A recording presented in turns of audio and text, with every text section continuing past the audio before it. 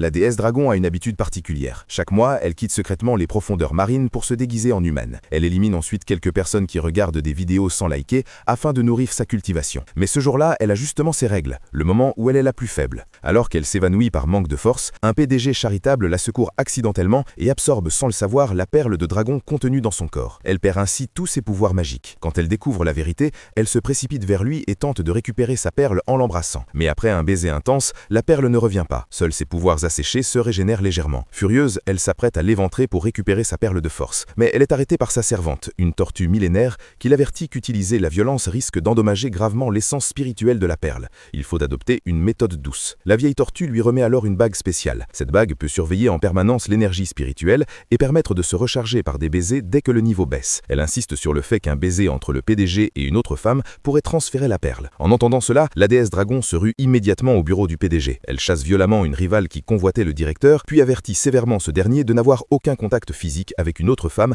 pas même sa propre mère. Le PDG est complètement désemparé face à cette poursuite agressive. Il dit simplement qu'on ne peut pas forcer les sentiments. Elle réplique qu'elle va justement le forcer, car il possède ce qu'elle désire le plus. Tout en parlant, elle caresse la poitrine du PDG avec un regard extatique. Paniqué, il recule en disant de ne pas s'approcher. À ce moment, elle remarque que la bague indique que son énergie est presque épuisée. Sans plus hésiter, elle pousse le PDG sur sa chaise et déclare qu'elle le veut maintenant. Cette scène embarrassante est surprise par les parents du PDG venus lui rendre visite. Voyant leur fils austère enfin s'ouvrir à l'amour, les deux personnes âgées sont folles de joie. Le PDG tente désespérément de nier toute relation, affirmant ne même pas connaître cette femme. C'est alors que la tortue millénaire arrive et apporte une aide décisive en criant « Son père ne peut pas abandonner sa mère. Si elle le quitte, elle mourra ». Voyant même un petit-fils apparaître, les parents réprimandent violemment leur fils et invitent immédiatement la jeune femme à emménager pour la dédommager.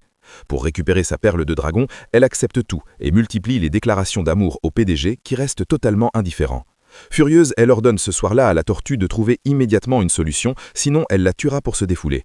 Acculée, la vieille tortue millénaire propose une idée douteuse. Pratiquer la double cultivation permettrait de récupérer facilement la perle. En entendant cela, la jeune femme cherche immédiatement des vidéos pour apprendre. Elle est la puissante déesse dragon des abysses. Comprendre ces simples interactions entre hommes et femmes sera un jeu d'enfant. Après avoir étudié, elle se glisse discrètement dans la chambre du PDG cette nuit-là.